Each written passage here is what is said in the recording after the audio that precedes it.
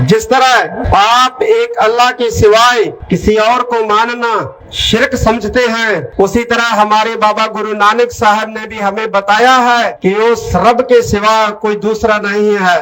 तख्त दे जथेदार नूं इन्नी अकल नहीं है कि सिੱਖੀ ਕੀ है। कुरान ते इहदी PhD ਦਾ ਵਿਸ਼ਾ ਪਤਾ ਕੀ ਹੈ? ਗੁਰੂ ਗ੍ਰੰਥ ਸਾਹਿਬ ਉਹ ਕੁਰਾਨ ਦੇ ਵਿੱਚ ਕਰਤੇ ਦੀ ਇਕਸਾਰਤਾ, ਜਦਕਿ ਧੰਨ ਗੁਰੂ ਗ੍ਰੰਥ ਸਾਹਿਬ ਮਹਾਰਾਜ ਦੇ ਵਿੱਚ ਜਿਹੜਾ ਕਰਤਾ ਆਇਆ ਹੈ ਔਰ ਕੁਰਾਨ ਦਾ ਕਰਤਾ ਉਹ ਇੱਕ ਕਦੀ ਹੋ ਨਹੀਂ ਸਕਦਾ, ਸਾਬਤ ਨਹੀਂ ਹੋ ਸਕਦਾ। ਸੋ ਇਹੋ ਜਿਹੇ ਤੁਹਾਡੇ ਜਥੇਦਾਰ ਨੇ ਤੇ ਕੌਮ ਕਿੱਥੇ ਜਾਏਗੀ? ਸਮਝਿਆ ਕਰੋ, ਜਾਗੋ ਤੇ ਇਹਨਾਂ ਦੀ ਗੱਲ 'ਚ ਵੀ ਗਲਾਵੇ ਪਾਓ। ਵਾਹਿਗੁਰੂ ਜੀ ਕਾ ਖਾਲਸਾ, ਵਾਹਿਗੁਰੂ ਜੀ ਕੀ ਫਤਿਹ। ਕੀ ਹਾਲ ਚਾਲ ਫੌਜੋ? ठीक ठाक खुशबाश हो? वीडियो सुनो फिर गल करते हैं। मैं सभी तमाम भाइयों को ये बता देना चाहता हूँ कि सिख कौम भी आपकी तरह तौहीद पसंद कौम है।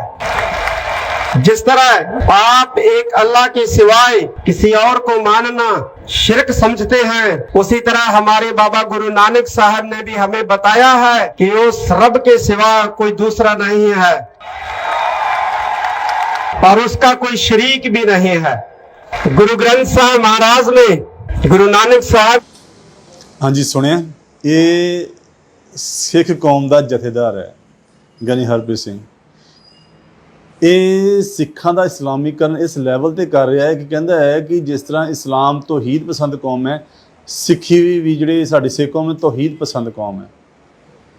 ਦੂਸਰੀ ਗੱਲ ਵੀ ਜਿਵੇਂ ਇੱਕ ਅੱਲਾ ਤੋਂ ਸਿਵਾ ਦੂਸਰੇ ਮੰਨਣਾ ਸ਼ਿਰਕ ਹੈ, ਸਿੱਖੀ ਵਿੱਚ ਵੀ ਸ਼ਿਰਕ ਹੈ। तीसरी गल ये कह रहा बाबा गुरु नानक। पहली गल ये है कि जिहड़ी जिस तौहीद की गल इस्लाम करता है ना, उस तौहीद की गल सिक्खी नहीं करते।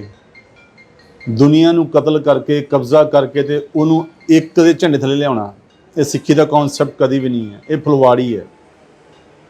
दूजी गल भी ये एक अल्लाह तो सिवा दूसरे मनना शिरक है, तो असी शिरक उत्थे हुंदा जिसे दूसरा होवे। ताही कबीर साहब कहते ना भी अल्लाह पाकम पाक है, शक करे जो दूसरा होए। सो दूसरा नहीं इत्थे कोई भी, इत्थे इक्को एक ही है। सो साडे च तौहीद दा ये शिरक दा कॉन्सैप्ट नहीं आ सकता। इस करके तुर्क नूं काना क्या है, क्यों क्या है? क्योंकि वो मानदा तो है अल्लाह एक है, पर नाल शिरक भी मानदा है। शिरक जिसे दूसरा होवे, बई मेरे तो सिवा अल्लाह तो सिवा तो किसी दूसरे ने मनना शिरक है। ये मतलब दूसरा कोई है ताही तो गल आई है। साडे दूजा नहीं, इक्को ही है। जिथे इक्को ही उत्थे शिरक का सवाल ही पैदा नहीं होंदा, क्योंकि है ही कोई नहीं। तू ही तू ही तू ही तू ही तू ही तू ही तू ही तू ही। तीसरी गल बाबा गुरु नानक, जिहड़ा कामरेड जिहड़ी लाना है, ये धन गुरु नानक देव सच्चे पातशाह नूं बाबा गुरु नानक कहंदे ने, गुरु नहीं मानते। ये उन्होंने एक क्रांतिकारी इंसान मानते हैं। ਜਿਹੜੇ ਗੁਰਸਿੱਖ ਨੇ ਉਹ ਧੰਨ ਧੰਨ ਸ੍ਰੀ ਗੁਰੂ ਨਾਨਕ ਦੇਵ ਸਾਹਿਬ ਸੱਚੇ ਪਾਤਸ਼ਾਹ ਗੁਰੂ ਕਰਕੇ ਜਾਣਦੇ, ਸਤਿਕਾਰ ਕਰਦੇ ਨੇ। ਜਿਹੜਾ ਮੁਸਲਮਾਨ ਹੈ ਉਹ ਬਾਬਾ ਗੁਰੂ ਨਾਨਕ ਕਹਿੰਦਾ ਹੈ, ਬਾਬਾ ਨਹੀਂ ਬਾਬਾ ਗੁਰੂ ਨਾਨਕ। ਉਹ 'ਤੇ ਅਦਕ ਨਹੀਂ ਪਾਉਣਾ, ਬਾਬਾ ਗੁਰੂ ਨਾਨਕ। ਜਿਹੜਾ ਬਾਬਾ ਗੁਰੂ ਨਾਨਕ ਹੈ ਅਕੋਰਡਿੰਗ ਟੂ ਇਸਲਾਮ ਕਲਮਾ ਗੋ ਹੈ, ਮੁਹੰਮਦ ਨੂੰ ਮੰਨਣ ਵਾਲਾ ਹੈ, ਹਸਨ ਹੁਸੈਨ ਦੀ ਹਮਦੋ ਸਨਾ ਕਰਦਾ ਹੈ, ਉਹਦੀ ਕਬਰ ਬਗਦਾਦ ਵਿੱਚ। ਕੀ ਤਖਤ ਦੇ ਜਥੇਦਾਰ ਨੂੰ ਇੰਨੀ ਅਕਲ ਨਹੀਂ ਹੈ ਕਿ ਸਿੱਖੀ ਕੀ ਹੈ? ਕੁਰਾਨ ਤੇ ਇਹਦੀ PhD ਦਾ ਵਿਸ਼ਾ ਪਤਾ ਕੀ ਹੈ? ਗੁਰੂ ਗ੍ਰੰਥ ਸਾਹਿਬ ਉਹ ਕੁਰਾਨ ਦੇ ਵਿੱਚ ਕਰਤੇ ਦੀ ਇਕਸਾਰਤਾ, ਜਦਕਿ ਧੰਨ ਗੁਰੂ ਗ੍ਰੰਥ ਸਾਹਿਬ ਮਹਾਰਾਜ ਦੇ ਵਿੱਚ ਜਿਹੜਾ ਕਰਤਾ ਆਇਆ ਹੈ ਔਰ ਕੁਰਾਨ ਦਾ ਕਰਤਾ ਉਹ ਇੱਕ ਕਦੀ ਹੋ ਨਹੀਂ ਸਕਦਾ, ਸਾਬਤ ਨਹੀਂ ਹੋ ਸਕਦਾ। ਸੋ ਇਹੋ ਜਿਹੇ ਤੁਹਾਡੇ ਜਥੇਦਾਰ ਨੇ ਤੇ ਕੌਮ ਕਿੱਥੇ ਜਾਏਗੀ? ਸਮਝਿਆ ਕਰੋ, ਜਾਗੋ ਤੇ ਇਹਨਾਂ ਦੀ ਗੱਲ 'ਚ ਵੀ ਗਲਾਵੇ ਪਾਓ। ਵਾਹਿਗੁਰੂ ਜੀ ਕਾ ਖਾਲਸਾ, ਵਾਹਿਗੁਰੂ ਜੀ ਕੀ ਫਤਿਹ। ਕੀ ਹਾਲ ਚਾਲ ਫੌਜੋ? ठीक ठाक खुशबाश हो? वीडियो सुनो फिर गल करते हैं। मैं सभी तमाम भाइयों को ये बता देना चाहता हूँ कि सिख कौम भी आपकी तरह तौहीद पसंद कौम है। जिस तरह आप एक अल्लाह के सिवाय किसी और को मानना शिरक समझते हैं, उसी तरह हमारे बाबा गुरु नानक साहब ने भी हमें बताया है कि उस रब के सिवा कोई दूसरा नहीं है और उसका कोई शरीक भी नहीं है।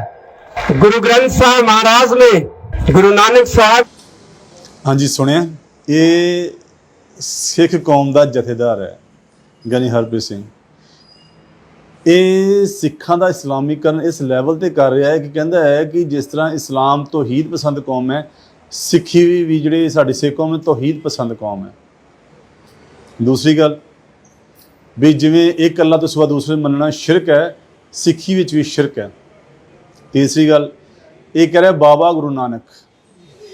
ਪਹਿਲੀ ਗੱਲ ਇਹ ਹੈ ਕਿ ਜਿਹੜੀ ਜਿਸ ਤੌਹੀਦ ਦੀ ਗੱਲ ਇਸਲਾਮ ਕਰਦਾ ਹੈ ਨਾ, ਉਸ ਤੌਹੀਦ ਦੀ ਗੱਲ ਸਿੱਖੀ ਨਹੀਂ ਕਰਦੇ। ਦੁਨੀਆ ਨੂੰ ਕਤਲ ਕਰਕੇ, ਕਬਜ਼ਾ ਕਰਕੇ ਤੇ ਉਹਨੂੰ ਇੱਕ ਦੇ ਝੰਡੇ ਥੱਲੇ ਲਿਆਉਣਾ, ਇਹ ਸਿੱਖੀ ਦਾ ਕਨਸੈਪਟ ਕਦੀ ਵੀ ਨਹੀਂ ਹੈ, ਇਹ ਫੁਲਵਾੜੀ ਹੈ।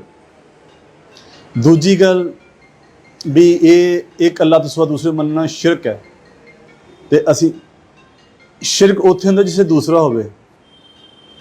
ਤਾਂ ਹੀ ਕਬੀਰ ਸਾਹਿਬ ਕਹਿੰਦੇ ਨਾ ਵੀ ਅੱਲਾ ਪਾਕਮ ਪਾਕ ਹੈ, ਸ਼ੱਕ ਵਿੱਚ ਦੂਸਰਾ ਹੋਏ। ਸੋ ਦੂਸਰਾ ਨਹੀਂ ਇੱਥੇ ਕੋਈ ਵੀ, ਇੱਥੇ ਇੱਕੋ ਇੱਕ ਹੀ ਹੈ। ਸੋ ਸਾਡੇ 'ਚ ਤੌਹੀਦ ਦਾ ਇਹ ਸ਼ਿਰਕ ਦਾ ਕਨਸੈਪਟ ਨਹੀਂ ਆ ਸਕਦਾ। ਇਸੇ ਕਰਕੇ ਤੁਰਕ ਨੂੰ ਕਾਣਾ ਕਿਹਾ ਹੈ। ਕਿਉਂ ਕਿਹਾ? ਕਿਉਂਕਿ ਉਹ ਮੰਨਦਾ ਤਾਂ ਹੈ ਅੱਲਾ ਇੱਕ ਹੈ, ਪਰ ਨਾਲ ਸ਼ਿਰਕ ਵੀ ਮੰਨਦਾ ਹੈ। ਸ਼ਿਰਕ ਜਿਸੇ ਦੂਸਰਾ ਹੋਵੇ, ਬਈ ਮੇਰੇ ਤੋਂ ਸਿਵਾ, ਅੱਲਾ ਤੋਂ ਸਿਵਾ ਤੇ ਕਿਸੇ ਦੂਸਰੇ ਨੂੰ ਮੰਨਣਾ ਉਹ ਸ਼ਿਰਕ ਹੈ। ਇਹਦਾ ਮਤਲਬ ਦੂਸਰਾ ਕੋਈ ਹੈ ਤਾਂ ਹੀ ਤਾਂ ਗੱਲ ਆਈ ਹੈ। ਸਾਡੇ ਦੂਜਾ ਨਹੀਂ ਹੁੰਦਾ, ਇੱਕੋ ਹੀ ਹੈ। ਜਿੱਥੇ ਇੱਕੋ ਹੀ ਉੱਥੇ ਸ਼ਿਰਕ ਦਾ ਸਵਾਲ ਹੀ ਪੈਦਾ ਨਹੀਂ ਹੁੰਦਾ, ਕਿਉਂਕਿ ਹੈ ਹੀ ਕੋਈ ਨਹੀਂ। ਤੂੰ ਹੀ ਤੂੰ ਹੀ ਤੂੰ ਹੀ ਤੂੰ ਹੀ ਤੂੰ ਹੀ ਤੂੰ ਹੀ ਤੂੰ ਹੀ ਤੂੰ ਹੀ। ਤੀਸਰੀ ਗੱਲ ਬਾਬਾ ਗੁਰੂ ਨਾਨਕ, ਜਿਹੜਾ ਕਾਮਰੇਡ ਜਿਹੜੀ ਲਾਣਾ ਹੈ, ਇਹ ਧੰਨ ਗੁਰੂ ਨਾਨਕ ਦੇਵ ਸੱਚੇ ਪਾਤਸ਼ਾਹ ਨੂੰ ਬਾਬਾ ਗੁਰੂ ਨਾਨਕ ਕਹਿੰਦੇ ਨੇ। ਗੁਰੂ ਨਹੀਂ ਮੰਨਦੇ, ਇਹ ਉਹਨੂੰ ਇੱਕ ਕ੍ਰਾਂਤੀਕਾਰੀ ਇਨਸਾਨ ਮੰਨਦੇ ਨੇ।